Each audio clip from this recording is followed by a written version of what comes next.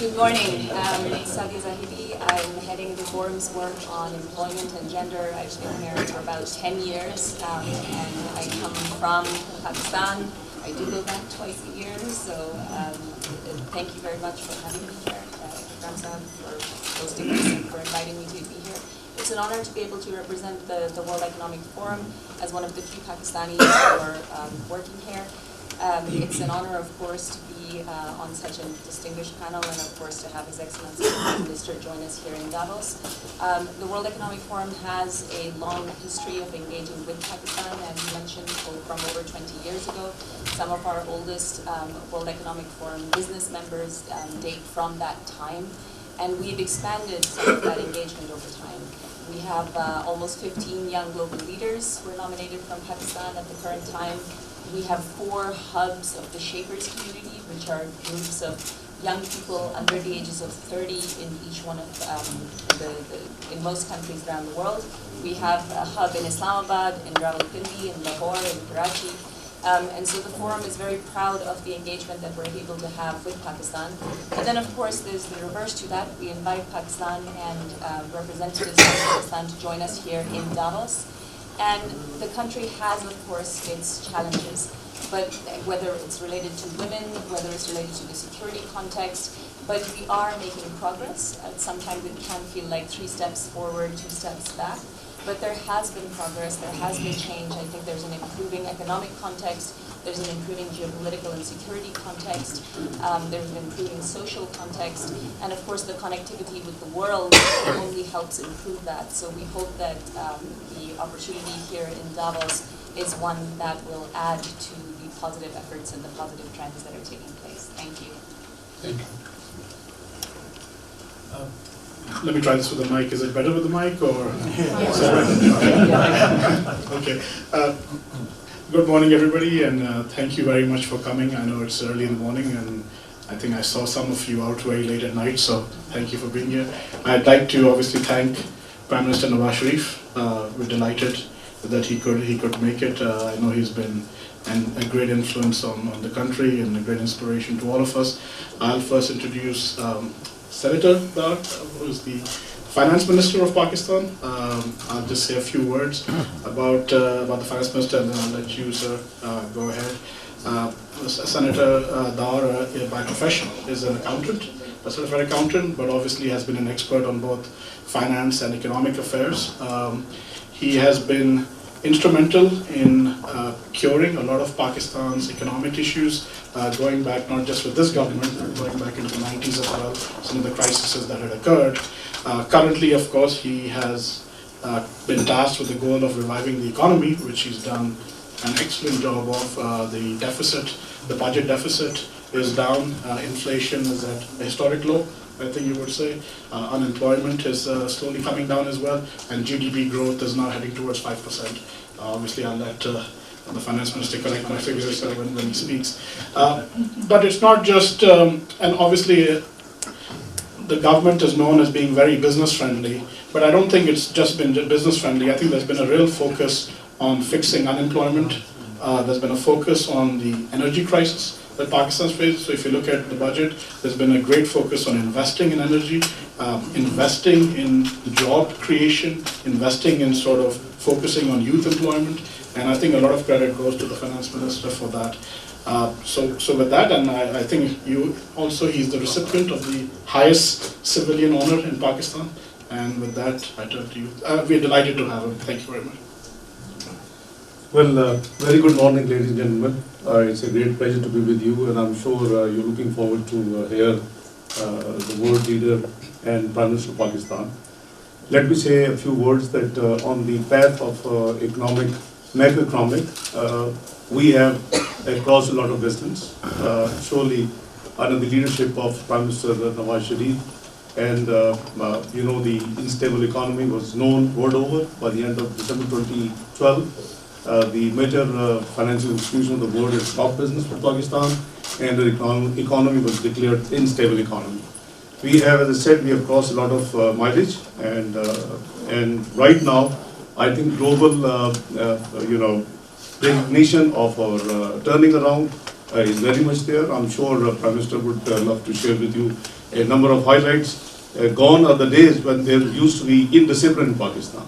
We work on merit, transparency, good governance, and there's no tolerance for any corruption or scam at the top level. So the Prime Minister has a clear roadmap where the country is to be taken, and we are moving towards the goal of better recovery in the years ahead. We have in the first 2 years been able to achieve first to avert the default, which was predicted by June 2014, and moving forward, we ended up our second fiscal year getting the stability in place on the macroeconomic side. Now it's the time to work, and Prime Minister has very clear roadmap for the growth trajectory and the job creation. So these are the few words I would like to share with you. I'm sure way ahead you would love to do business in Pakistan. Those of you, I can see many of you do have a lot of exposure overseas. I think welcome back. I think Pakistan is not the Pakistan which used to be in 2012 or 13. It's a different Pakistan, much better Pakistan in 2016, and I'm sure, God willing, 2 years down the line, you will find even a better Pakistan in 2018 under the leadership of Prime Minister Nawaz Sharif. So we would love to see most of you to be working and doing business in Pakistan, investment in Pakistan. Thank you very much, and have a very good day.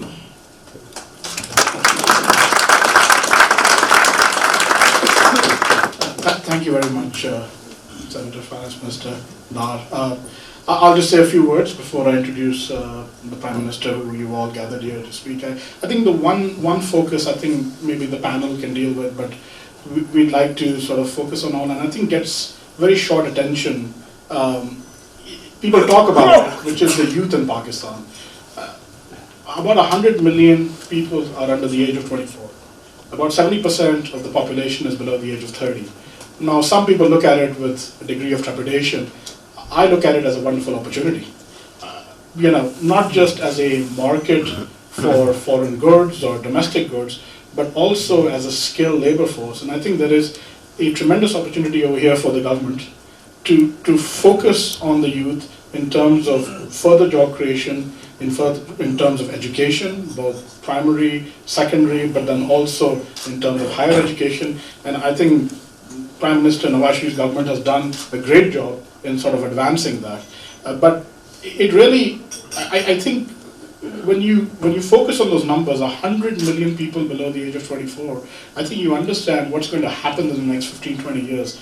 Pakistan will be a very different country. It will be a younger country.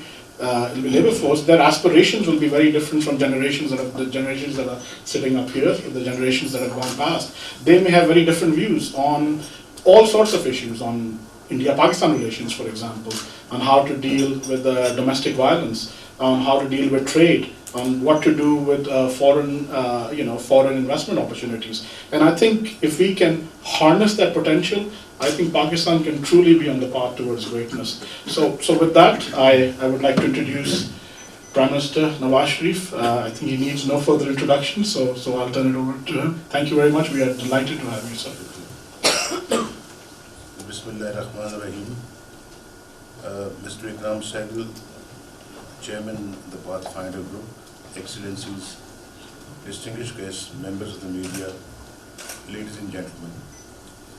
Let me, on behalf of my delegation and on my own behalf, express my gratitude to the Pathfinder Group and Mr. Ikram Sehgal for hosting this important event with prominent business leaders, intellectuals, academics, and diplomats. The Pathfinder Group has been a leader in fostering a series of informed dialogues on international issues. I am therefore delighted to join you this morning to speak on the business opportunities being offered by Pakistan.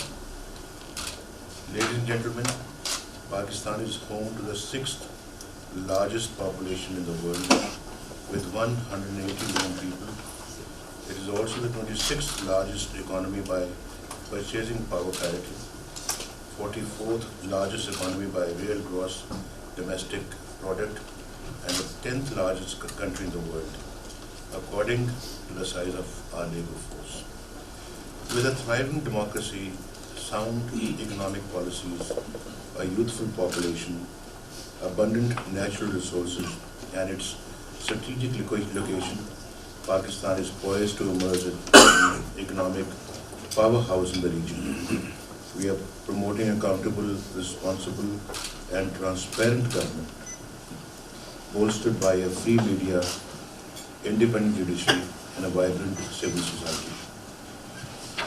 We are committed to effectively tackling the whole range of economic, security, and energy-related challenges that we confront in Pakistan today.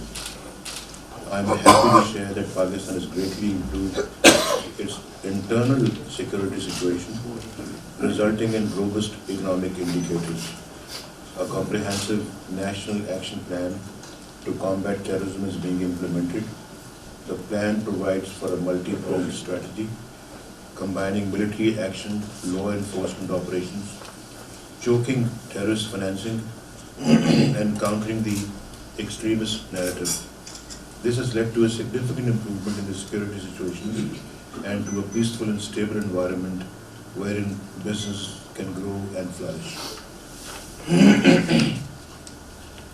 To transform Pakistan into a favored destination for business, trade and investment, my government has adopted a comprehensive agenda for real change. The Pakistan of 2016 is a confident and, alhamdulillah, safe country, open for business, trade and investment. We assure you of ease of business and healthy dividends on your investments in Pakistan. At the national level, we have launched Vision Pakistan 2025, which puts people's economic development first.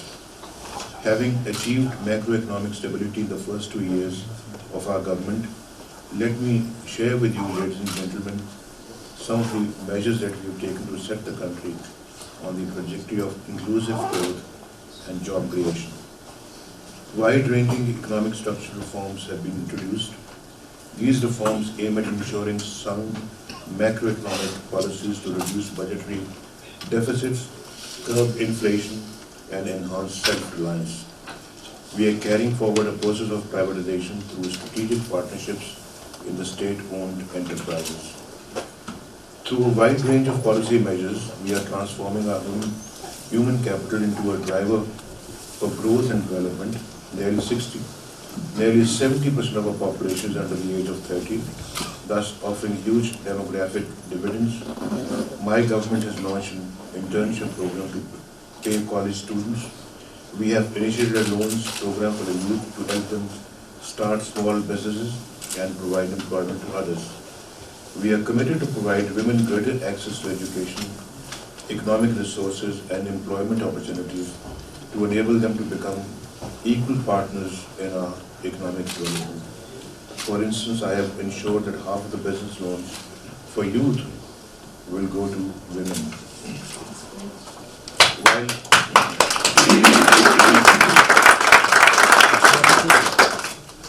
While bringing strict financial discipline and austerity measures, the development expenditure has been more than doubled in our third fiscal year 2016, and special focus has been given on social safety net expenditure in order to help the vulnerable population. The budgetary allocations for this purpose have been gradually enhanced to over 300% of the baseline of fiscal year 2013, with 50% increase in the cash income support and over 60% increase in the number of families covered under this program. Ladies and gentlemen, in addition to the overall measures, we have particularly focused on 3 key areas: the energy sector, regional connectivity, and promotion of investment. We are taking steps to strengthen the energy sector, including through increase in power generation, use of better technology in power distribution, controlling line losses, energy conservation, and diversifying the energy mix. To expedite discovery of new oil and gas fields in Pakistan, we have increased the wellhead prices of oil and gas for the exploration companies. This has led to renewed interest in exploration activities. At the same time, we are setting up new terminals and laying pipelines to import natural gas and improve its provision to homes and industries. We are focused on adding to the electricity generation capacity of the country by about 10,000 megawatts in the next 2 years, inshallah. Active progress is also underway on an additional 14,000 megawatts approximately beyond fiscal year 2018, and likewise necessary planning has been made and action taken to meet current gas shortage for both the industrial and domestic sectors. One of the key pillars of our government's policy is to support and encourage greater regional integration and connectivity. This is where we have our biggest opportunities to reap the dividends of peace for the common good of our peoples. We have devised a policy to integrate the region through trade and economic corridors because we strongly believe the real prosperity is shared prosperity. Given our geostrategic location, we are well placed to act as the prime movers for promoting regional connectivity. Let me give you an idea of the scale and number of regional projects that we have embarked upon. These include the China-Pakistan Economic Corridor, the Turkmenistan, Afghanistan, Pakistan, India gas pipeline, the Central Asia, South Asia Kasa electricity project, and the Torkham-Jalalabad road. Ladies and gentlemen, the CPC embraces multiple infrastructure and development projects including road infrastructure, energy generation and transmission, development of Gwadar port, upgradation of railway infrastructure, development of industrial and commercial zones, and medium and long-term planning for our core economic sectors. The first phase of CPEC project is estimated to bring in an investment of $46 billion, primarily in the energy and the road and rail infrastructure sectors. A number of projects out of these are already under implementation. This mega project will serve as a game changer in ushering in a new era of peace, cooperation, and development in the region and beyond, as it envisages building advanced infrastructure, energy and communication networks, linking the western regions of China with Pakistan, and of course with the other countries of the region. I am confident that CPEC would revolutionize trade and investment in the region. Ladies and gentlemen, investment incentives in Pakistan are diverse and business friendly. Our primary objective is to create an environment conducive for investment inflows. We offer a liberal investment policy which includes 100% equity ownership, full repatriation of capital, tax breaks and customs duty concessions on import of machinery and raw material. We offer prospects of co-production, joint ventures with local partners and joint marketing arrangements. A multiplicity of tax concessions is available along with provisions of tax exemptions to specific businesses. Pakistan has already started to reap the dividends of the measures taken by the government. Our GDP has grown by 4.24% in fiscal year 2015, which is the highest in the last 7 years. Inflation was at 4.6% in the same year, and in the first half of the current fiscal year, it is at a historic low of 2%. Our per capita income has risen by 12.9% in the first 2 years of our government. Budget deficit has been brought down from 8.8% for fiscal year 2013 to 5.3% in fiscal year 2015, and is projected to be further brought down to 4.3% in current fiscal year 2016. In the first 2 fiscal years, tax revenues have increased by 33% due to tax net broadening and removal of special exemptions. Our medium-term plan is to increase tax to GDP ratio from 8.6% in fiscal year 2013 to around 13% by fiscal year 2018. 3 stock exchanges of Pakistan have been merged into the Pakistan Stock Exchange this month.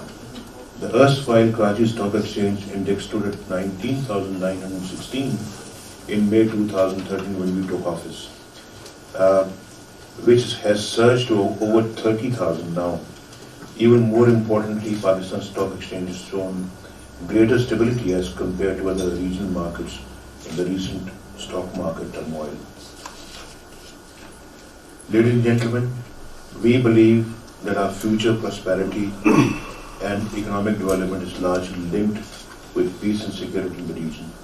Peace is vital for development, and development is essential for durable peace.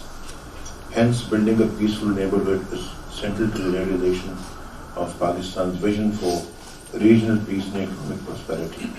It is this philosophy that underpins our outreach efforts to our immediate neighbors.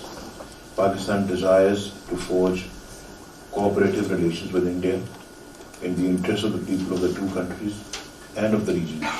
We believe that dialogue is the only way forward to resolve the outstanding issues between our two countries, which would pave the way for fully realizing the tremendous growth potential of South Asia.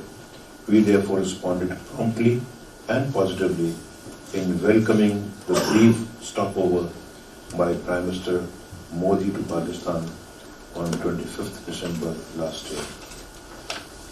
We are sincerely committed to peace and stability in Afghanistan.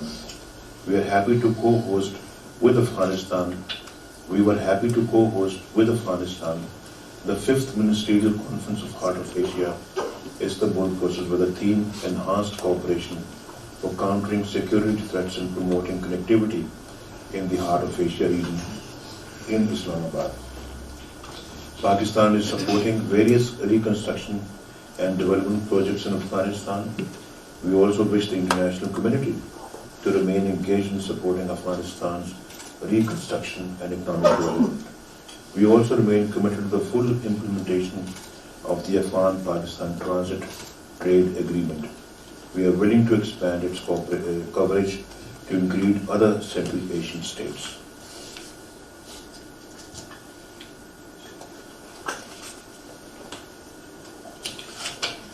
Ladies and gentlemen, our vision is of a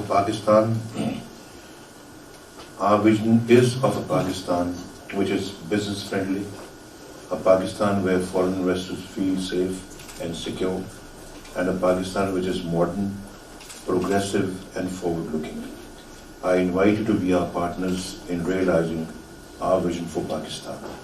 I invite you to avail of the many exciting opportunities for investment in Pakistan in sectors such as energy, telecom, infrastructure, urban development, agro-industry and textiles.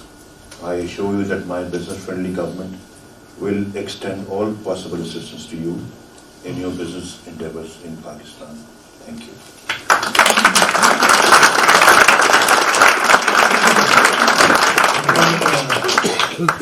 Short time schedule. We've got just a few minutes for question and answers.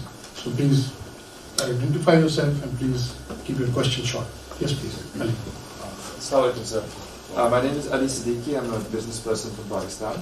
My question is that CPEC has been incredibly successful for Pakistan, and is there a plan to engage other countries in such bilateral relationships? And if so, is it Asia that they're looking towards or the West? I think the CPEC,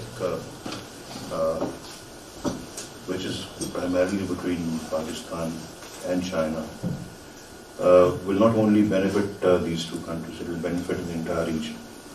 And we have, as I mentioned in my speech just now, that we wish to connect Pakistan with the rest of the Central Asian republics and the South Asian countries. And the Gwadar port is now under construction. It will be a state-of-the-art port. And a lot of countries in the Central Asia have also shown interest in routing their goods through Gwadar and getting to the hot waters of Arabian Sea. So that way, this CPEC is just not something which relates to power projects, infrastructure, or railway upgradation. It will also make us get into the Central Asian Republic, connect ourselves with them, and the whole region will benefit. Yesterday I was in one of the meetings here in Davos, and I said that out of 6 billion people in this world, 3 billion people live in this region. You see China, Pakistan, India, South Asia and Central Asia. So the future of the world is here.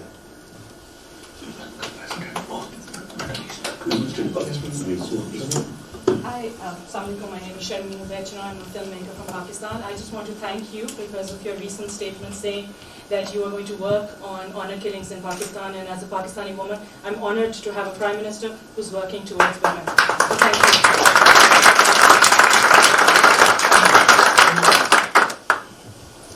Mr. Prime Minister, I'm Ken Roth from Human Rights Watch. It's been about a year since the horrible attack on the school in Peshawar. And I think it's fair to say that the government has embarked on an unprecedented crackdown on the Pakistani Taliban, which is broadly welcomed. But there are two measures your government has taken which I wanted to ask you about. One is that you lifted the moratorium on the death penalty. And in the last year, roughly 300 people have been executed.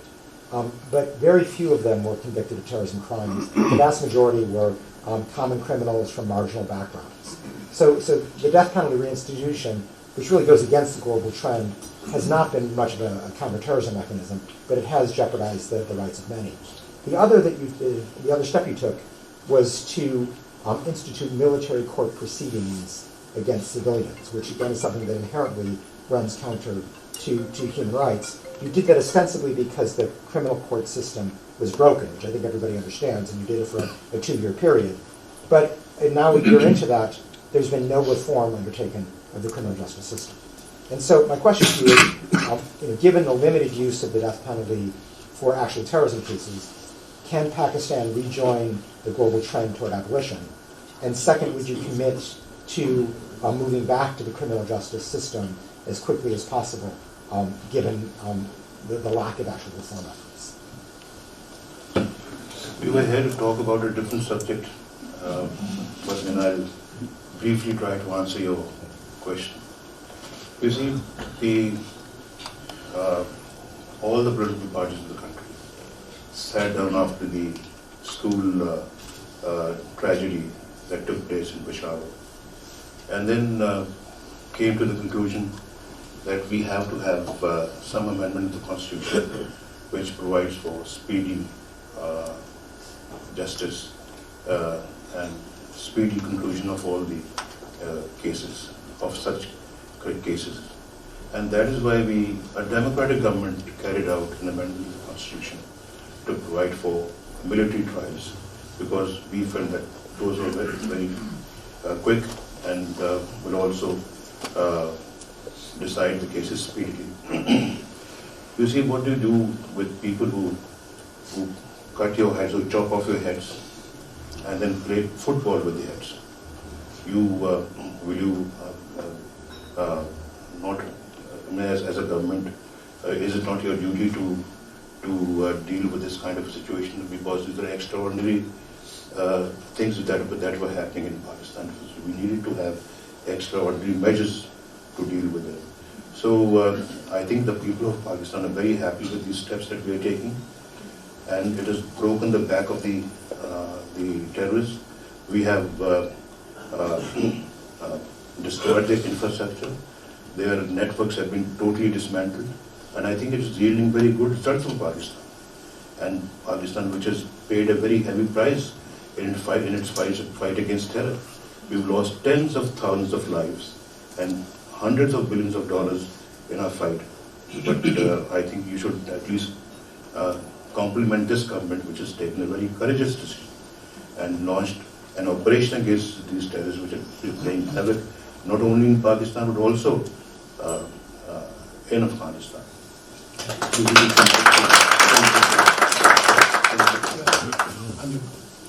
Assalamualaikum, Jawad. We know each other since 1993. That was your first trip to Davos. I'm based in Zurich. My first question is about the refugees, because Europe has refugees like 37,000 and they're crying. We have over 3 million Afghans. So what your government plans, because these people are mostly involved in terrorism, mostly, not all of them, but mostly. Afghan refugees. So when your government is planning to send them back? Not necessarily, no. Sorry, I don't agree with you. But what's... Most of them are living very peacefully. We've had 3 million Afghan refugees in Pakistan ever since 19 80s, by the end of 1989. So we cannot say that they are terrorists or they are militants. Not all of them. The overwhelming majority of these refugees have been living very peacefully, but now we have also spoken to the Afghan president, and he also wants them to be taken back into Afghanistan, but with respect and dignity. Mr. Prime Minister, my name is Andreas Epley. I represent a Swiss multinational who just invested into a subsidiary in Pakistan using your measures, so thank you very much for that. We are in the agro industry, wheat and rice milling. It's one of the largest producers of both wheat and rice in the world. What are your plans to develop this industry, maybe even towards further export and further food security for the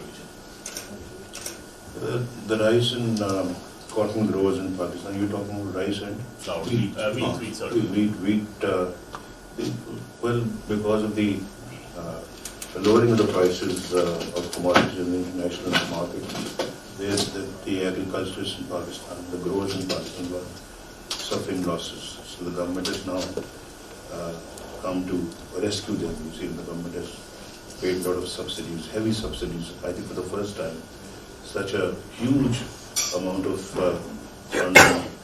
funds have been paid to the growers of rice and cotton. I'm not talking about wheat. So the government is looking after them, and government will further try to look after their interests so they don't undergo further losses. And hopefully the international commodity market will also improve in due course. But I think the government was quite cognizant of its responsibilities. Last question. Assalamu alaikum. I'm a farmer from Punjab in India, and I want to thank you for your initiative on bilateral relationships with India. Thank you so much.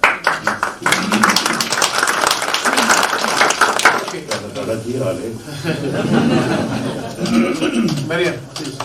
Very last question. Short time. I'm representing two countries. One is the Seychelles and one is Tanzania. We would like to see more investment or more export towards Africa from Pakistan. Very proud to meet you. Thank you. Thank you very much. Okay. I just want to thank a few people. Of course, I'll start with the Prime Minister. Thank you again. And Mr. Safdar. And the Minister who was here. Just to be I would also like to recognize a few people of my own. I would like to recognize Colette and Bill, who know from World Economic Forum for many years. And Pakistan's Titan of Industry, Hussain Daud and his wife are here. Arif Naqvi, whom I call a wonder kid, but he objects to it, saying he's 55 years old. But, and of course, David Bloom, and I'm sorry Lakshmi is not here. My friend Jerry is flown in, especially from Washington, Jerry Torres. And I would like to say this, that, family is everything, and Mia Nawaz Sharif epitomizes that. He's made Pakistan really now on the verge of greatness. We're going forward, and really changes are taking place.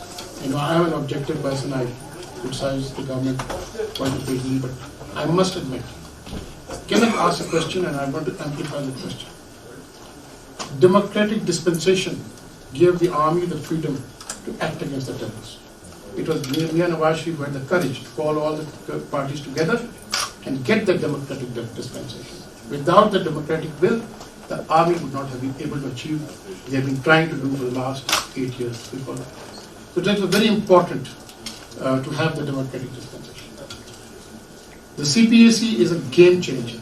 It's a force multiplier. The $46 billion is nothing. It is what is beyond that. What is happening? When you make the road, when you make the infrastructure, cities come up, unemployment comes up. You connect the world, like the Prime Minister said, the entire world is connected. From the 3 billion people live there. What is most important? What is most important is that Pakistan now sees a future where 5 or 3 or 4 years ago you think about it. Now the youth are coming back. And people are looking to Pakistan things are happening in Pakistan today. What are they? Second largest copper and gold reserve in the world. Third largest coal reserves in the world. Fourth largest cotton and cotton producing country in the world. Fifth largest milk producing country in the world. Sixth largest rice producing country in the world. Seventh largest wheat producing country in the world. And the only country which has the capability of having its own nuclear deterrent and the means to deliver them. And I tell you, great entrepreneurial skill. Mir Sahab, I must congratulate you for that. And I must congratulate you.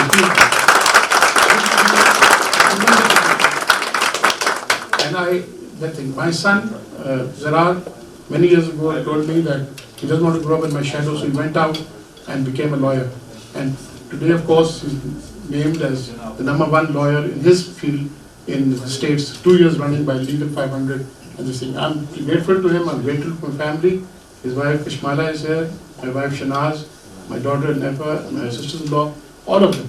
And with that, I must say to you that thank you for coming in great numbers. A lot of people told me that 100 people will not be able to come into this room. I'm told there are 140 people in this room.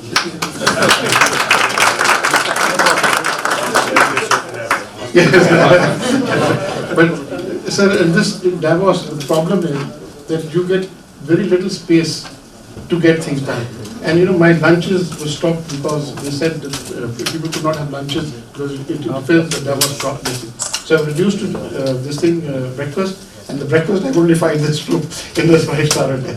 But I'm grateful to you, sir, and thank you. Thank the delegation. And I want to directly acknowledge the help Ambassador Canada Janjua and her colleagues, Amir and all have given us. Thank you very much. Thank you.